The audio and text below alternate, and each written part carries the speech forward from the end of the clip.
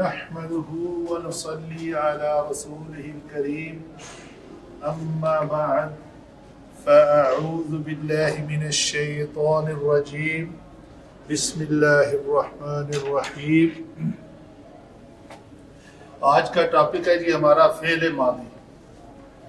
پچھلے لیکچر میں ہم ثلاثی مجرد سے بننے والے افعال کے ابواب کے بارے میں ذکر کر چکے کہ کسی بھی مصدر سے جب فعل ماضی بنایا جاتا ہے تو اس کے اوپر جو حرکات دی جاتی ہیں وہ کس طریقے سے آتی ہے، یہ ہم اس کا ذکر پہلے کر چکے۔ تو آج ہم ایک لفظ جو ضرب المصدر ہے اس سے لیا اور اس کو ہم نے فعل ماضی بنایا۔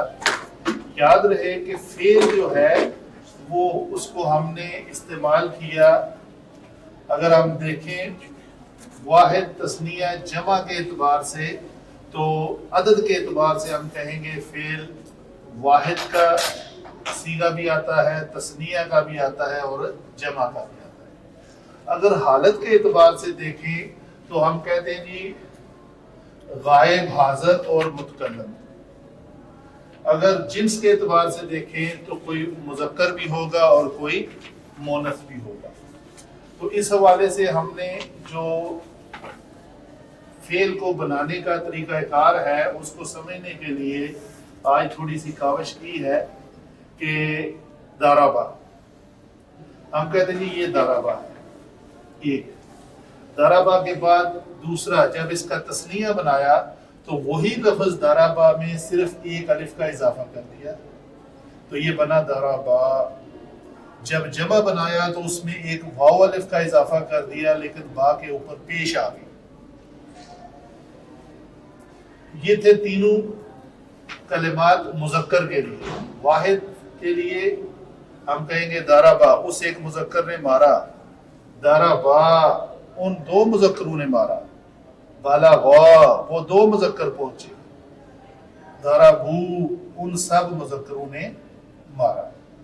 تو یہ ہے الفاظ فعل ماضی کے اعتبار سے مذکر کے استعمال ہونے والے کلمات۔ اگر مونس کے لیے لیا جائے تو ضربت وہ ایک مونس پہنچی، ضربتا وہ دو مون سے پہنچی اور ضربنا وہ سب مون سے پہنچی۔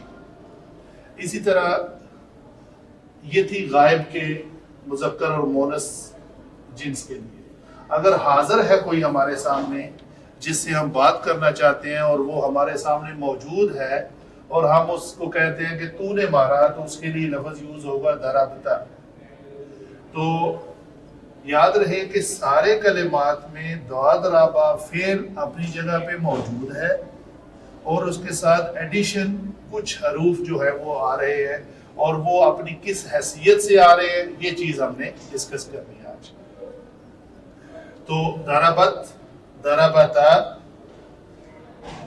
ضربتا، ضربتما، ضربتم، یہ واحد کے لیے اور یہ تثنیہ کے لیے اور یہ جمع کے لیے۔ ضربتی واحد مونس کے لیے، تو ایک مونس نے مارا جو ہمارے سامنے موجود ہے، ضربتما تم دو مونسوں نے مارا۔ یہ لفظ سیم ہے دونوں کے لیے جنس کے اعتبار سے مذکر اور مونس کے لیے، لیکن موقع مال سے ہمیں پتہ چل جاتا ہے کہ یہ مذکر ہے یا مونس۔ اسی طرح ضربتن تم سب مونسوں نے مارا، ضربتو میں نے مارا۔ ابھی آگئی بات متکلم کے لیے کہ میں بات کر رہا ہوں، میں بات آپ سب سے کر رہا ہوں تو میں واحد بھی ہو سکتا ہوں اور میرے ساتھ کوئی اور بھی تثنیہ جمع بھی ہو سکتا ہے، یا میں مذکر اور ایک ساتھ مونس بھی ہو سکتی ہے۔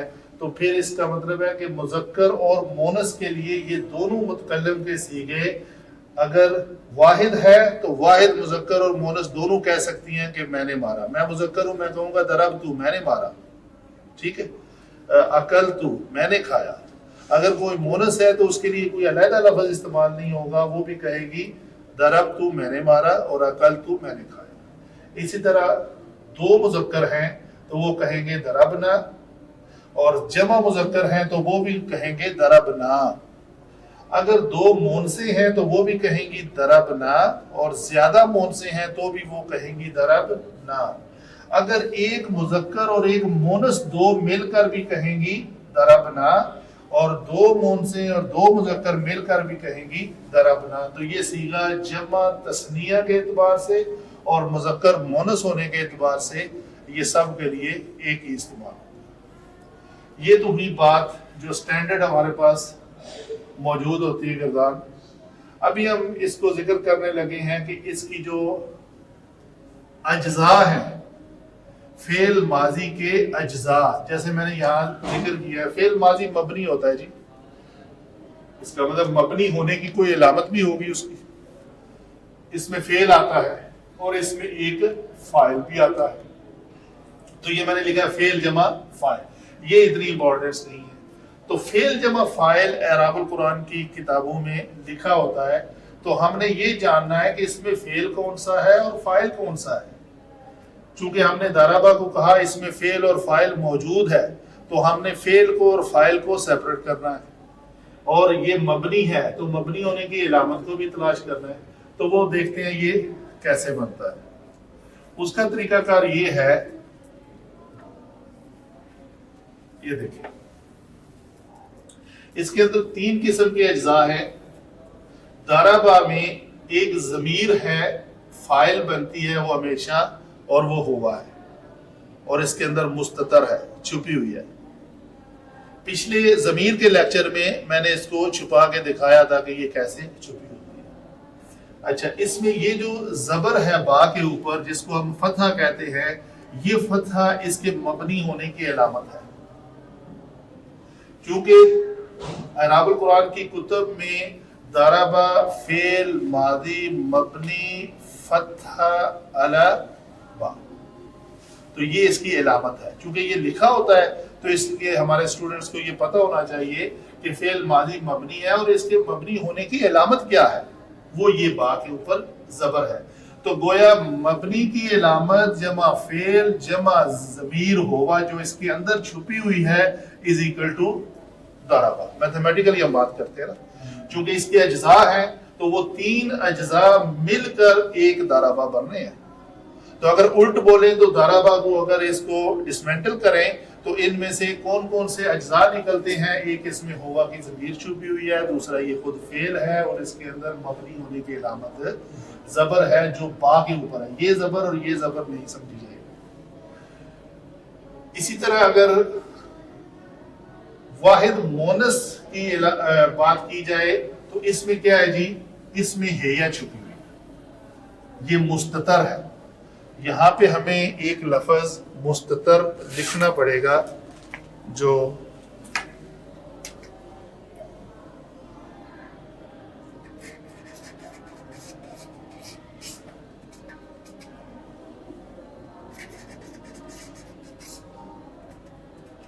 مستتر، اور یہ باقی جو ہیں یہ بارز ہے، یہ بارز ہیں سارے۔ اچھا جی، مستتر اس لیے کہ ان دو صیغوں کے اندر ہم کسی حرف کو ڈیزگنیٹ نہیں کر سکتے، نہیں بتا سکتے کہ اس سے مراد وہ ضمیر فاعل ہے۔ اس کے بارے میں علماء کی دو رائے ہیں۔ کچھ علماء لکھتے ہیں کہ اس کی تائے تانیث جو ہے وہ ضمیر ہے، لیکن جمہور علماء کی رائے یہ ہے کہ اس میں ہیا چھپی ہوئی ہے، تو ہم ہیا کو مستتر ہی مانیں گے۔ یہاں پہ آگے چلتے ہیں، اگر مذکر کے دونوں صیغوں میں آئیں، یہ لفظ بنتا ہے جی ضربتا، اس میں مبنی ہونے کی علامت یہ جزم ہے اس با کے اوپر، اور ضربتا میں اس کو اگر ضربتا کو ڈسمینٹل کریں تو یہ مبنی ہونے کی علامت یہ فعل اور تازبرتا اس کی ضمیر۔ اس تازبرتا کا مطلب ہے تو نے ضربا مارا، مبنی ہے فعل ماضی، تبدیل نہیں ہوتا، ضربتا ضربتا ہی رہے گا ہمیشہ، کبھی بھی اس کے نیچے کوئی بھی پہلے عمل آ جائے تو اس کی شکل کو تبدیل نہیں کرے گا، اس کو کہتے ہیں یہ مبنی۔ اسی طرح ضربتی میں یہ جزم جو ہے با کے اوپر اس کے مبنی ہونے کی علامت ہے، اور تازرتی اس کی ضمیر ہے جو فاعل بنتی ہے، تو ہم کہیں گے تو ایک مونس، اس کا معنی ہے نے مارا۔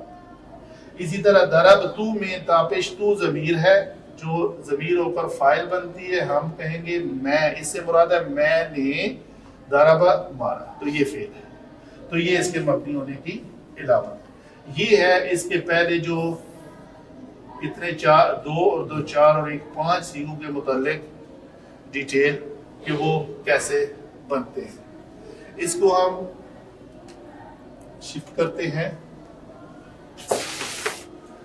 آگے کس پہ بات کریں گے جی؟ نیکسٹ جو سیغے ہیں وہ کیسے بنے ہیں، وہ ایسے بنے ہیں۔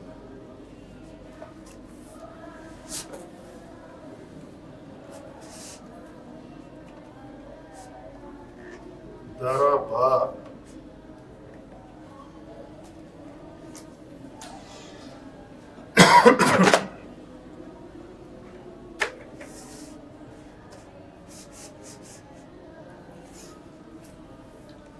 جی یہ ہیں ہمارے جو تثنیہ کے سیغے، تثنیہ مینشن ہے، تسمیہ کے سیغوں کے اندر بھی فعل اور فاعل موجود ہوتا ہے، اور یہ لفظ جو ضربا ہے اس کے اندر یہ با کے اوپر زبر جو ہے اس کی مبنی ہونے کی علامت ہے، اور یہ الف جو اضافی آیا ہے اس کا مطلب ہے ان دو مذکروں نے مارا۔ اگر مونس کی بات کی جائے تو اس میں یہ تا زبر الف تا جو ہے یہ ضمیر ہے ضربتا، تو با کے اوپر جو زبر ہے یہ ہے اس کے مبنی ہونے کی علامت، تو یہ بنے گا لفظ پورا ضربتا، تو ان دو مونسوں نے مارا۔ اسی طرح حاضر کے مذکر کے صیغے میں کیا آئے گا جی؟ ضربتما، تو یہ جو تما لفظ ہے یہ ضمیر ہے اور یہ فاعل بن رہی ہے اس میں، اور یہ با کے اوپر جزم جو ہے یہ اس کے مبنی ہونے کی علامت ہے۔ اگر مونس حاضر کے بات کی جائے تو وہ بھی وہ سیم لفظ ہے، تما ہی اس میں آئے گا، یہ بھی اسی طرح اپنے موقع محل سے پہچانا جائے گا کہ یہ تما جو ہے یہ ضمیر ہے اور یہ فاعل ہے، تم دو مونسوں نے مارا۔ اسی طرح اگر تثنیہ یا جمع متکلم کی بات کریں تو یہ لفظ بنتا ہے ضربنا، تو نون زبر الف نا جو ہے یہ ضمیر ہے اور ضربہ فعل ہے، اور یہ جزم جو ہے اس کے مبنی ہونے کی علامت ہے۔ تو یہ ہوئے ہمارے تثنیہ کے 5 سیغوں کے بارے میں معلومات، جس کو ہم نے کہا کہ ضربا از اکول ٹو یہ 3 اجزاء، ضربتا از اکول ٹو یہ 3 اجزاء، ضربتما اور ضربتما از اکول ٹو یہ اجزاء، اور آگے ضربنا میں یہ تینوں اجزاء کے اعتبار سے ہم نے اس کو بنا دیا کہ یہ ہے اس کے ہر کلمے کو توڑ کر اس کے اندر سے کیا نکلتا ہے یہ۔ اس سے آگے چلتے ہیں جی، آگے ہمارے سیغے ہیں جمع کے۔ تو جمع کے سیغوں کو ہم اگر پہچانے تو وہ بات کچھ اس طرح آئے گی کہ ضربو میں یہ با کے اوپر پیش جو ہے یہ ہے اس کے مبنی ہونے کی علامت۔ آپ نوٹ کر رہے ہیں صرف ایک پیش آئی ہے، دوسرے سارے مجزوم آئے ہیں، اور یہاں پہ 2 زبر آئی ہے۔ اچھا یہاں پہ بھی شاید زبر ہی تھی، یہ بھی زبر ہے تثنیہ کے ساتھ۔ اچھا تو یہ دیکھ لیں ضربو میں با کے اوپر پیش جو ہے یہ ہے مبنی ہونے کی علامت، ضربہ فعل ہے، اور یہ واو جو ہے یہ فاعل ہو کر ضمیر ہو کر یہ فاعل، تو ہم کہیں گے ان سب، اس واو کا معنی ہے ان سب۔ یہ الف کو ہم ضمیر کے ساتھ اٹیچ اس لیے نہیں کرتے کہ کبھی اس فعل کے بعد ضمیر آتی ہے، ضربوہم ان سب نے ان کو مارا، تو یہ الف جو ہے وہ گر جاتا ہے۔ تو ضمیر چونکہ مبنی ہے تو مبنی وہ ہوتا ہے جو قائم رہے، وہ کسی بھی طریقے سے گرے نہ، چونکہ یہ ضمیر آنے کے بعد یہ الف گر جاتا ہے تو ہم اس واو کو، واو الف کو ضمیر نہیں کہیں گے، یہ صرف واو ہے۔ ایک دفعہ پھر یہ ضمیر کا ضربو یہ ایک کلمہ ہے، اس ضربو میں داد را با فعل ہے، واو جو ہے یہ اس کی ضمیر ہے اور یہ الف اضافی ہے ضربو، تو ہم کہیں گے اس واو کا معنی ہے ان سب مذکروں نے मारा।